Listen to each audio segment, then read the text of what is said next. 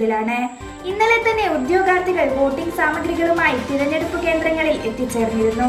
പ്രവർത്തകർ പരമാവധി വോട്ട് ചെയ്യിക്കാനുള്ള കഠിന പ്രയത്നത്തിലാണ്.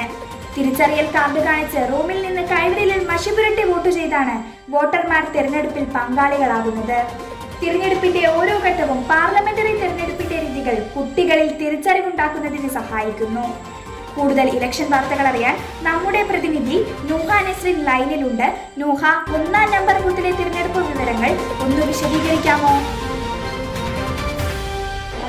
അതെ പ്രിയ, ഇവിടെ സ്ഥാനാർത്ഥികളുടെ വോട്ട് ചിഹ്നവും പേരും അടയാളപ്പെടുത്തിയ ഇലക്ട്രോണിക് പരമാവധി എണ്ണം വോട്ടർമാരുടെ വോട്ട് രേഖപ്പെടുത്താനുള്ള നെട്ടോട്ടത്തിലാണ് പ്രവർത്തകർ.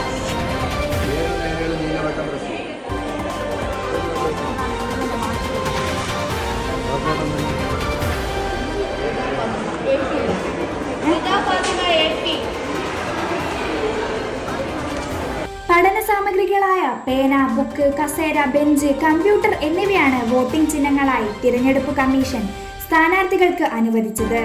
ഇപ്പോൾ 2-ാം നമ്പർ ബൂത്തിലെ ഇലക്ഷൻ വിശേഷങ്ങളുമായി നമ്മുടെ പ്രതിനിധി ലൈനിലുണ്ട്. നാജിയ, അവിടെ എന്തൊക്കെയാണ് തിരഞ്ഞെടുപ്പ് വിശേഷങ്ങൾ? നീണ്ട നിര തന്നെ ഇവിടെ അനുഭവപ്പെടുന്നുണ്ട്. നമ്മുടെ സ്കൂളിലെ പ്രശസ്ത ഗായികയായ സെൻഹ ഈ ബൂത്തിൽ വോട്ട് രേഖപ്പെടുത്താനായി എത്തിച്ചേർന്നിട്ടുണ്ട്.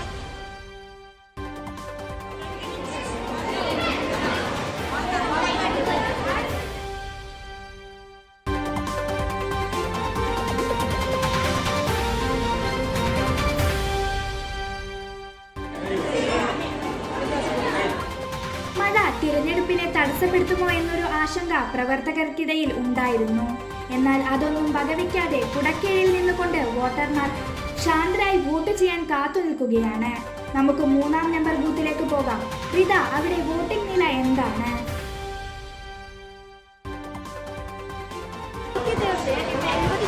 വോട്ടുകൾ അംഗങ്ങളുടെ തക്കതായ ഇടപെടൽ കാരണം ജനാധിപത്യവും സമാധാനപരവുമായ വോട്ടെണ്ണലാണ് ഇവിടെ നടക്കുന്നത്.